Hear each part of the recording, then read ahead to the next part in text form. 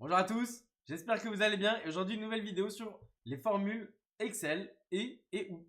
Alors, à quoi servent ces formules? C'est ce qu'on va voir tout de suite. Mais avant ça, je vous répète que le fichier Excel sur lequel je travaille et on travaille ensemble est disponible entièrement gratuitement et pour l'obtenir, vous avez juste à mettre un commentaire et à vous abonner à la chaîne YouTube. Dans ce fichier Excel là, vous allez avoir toutes les formules que vous avez besoin pour commencer sur Excel. Donc de la fonction si, recherche x, si erreur, NBC, NBC ensemble, etc. jusqu'à index et équive. Mais également, vous allez avoir tous les raccourcis qu'il faut que vous connaissiez à travers Excel. Donc ça va vous faire gagner beaucoup de temps et beaucoup de productivité et vous aurez déjà des bases très solides pour pouvoir travailler sur Excel de manière assez aisée pour être honnête. Donc on repart tout de suite sur nos formules et ou.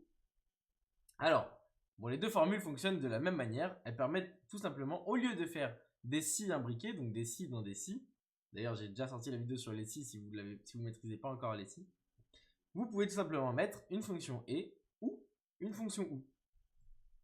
Alors ici on va avoir pour les fonctions logiques de et de ou, la valeur logique, ça va être chaque test qui va devoir renvoyer vrai ou faux. Dans la fonction et, ça renvoie vrai si toutes les conditions sont ok. Dans la fonction ou, ça renvoie vrai s'il y a au moins une seule des conditions qui est ok. Pour la fonction et, on a un premier exercice, ça va être afficher ok si la commande est payée et que le total est supérieur à 100 €, sinon afficher à vérifier. Donc là on a plusieurs conditions. La commande doit être payée et elle doit être d'une commande minimum supérieure à 100 €. Et donc pour ça, on va tout simplement prendre la petite base de données qui est juste en dessous. Donc là, à quoi va ressembler la formule?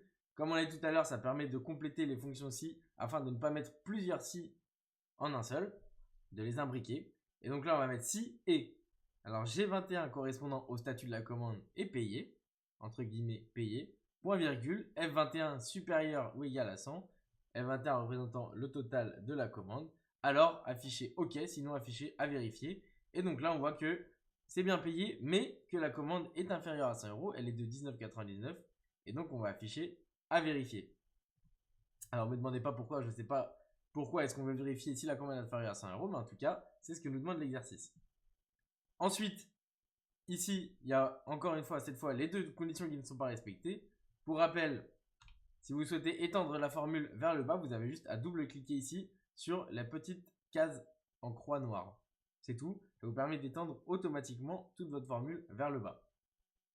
Donc je refais. Ici, je sélectionne juste cette case-là et ça m'étend jusqu'à la fin du tableau.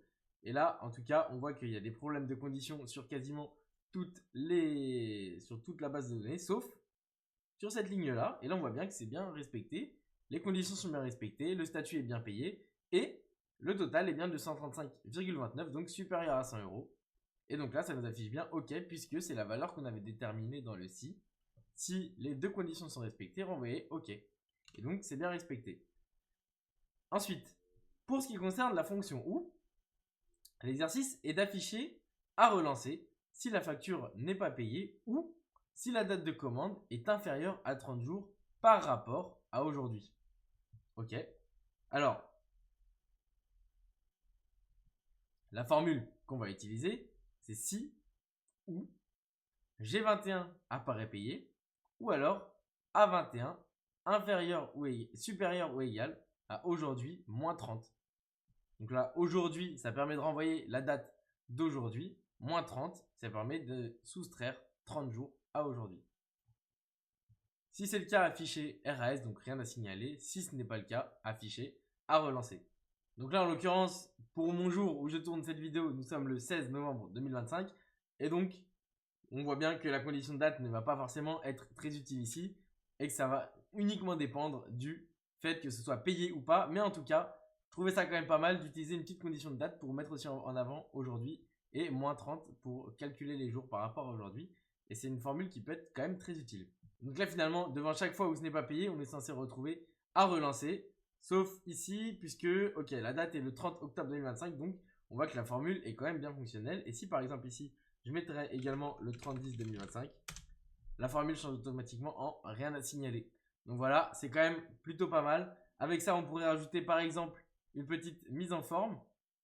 Si j'ajoute uniquement aux cellules qui contiennent, je ne sais pas, par exemple, contenant uniquement et rien à signaler. Format, je peux mettre du vert, comme ça m'indique que tout va bien. Voilà, Comme ça, je sais que tout ce qui est vert, je n'ai pas besoin de regarder.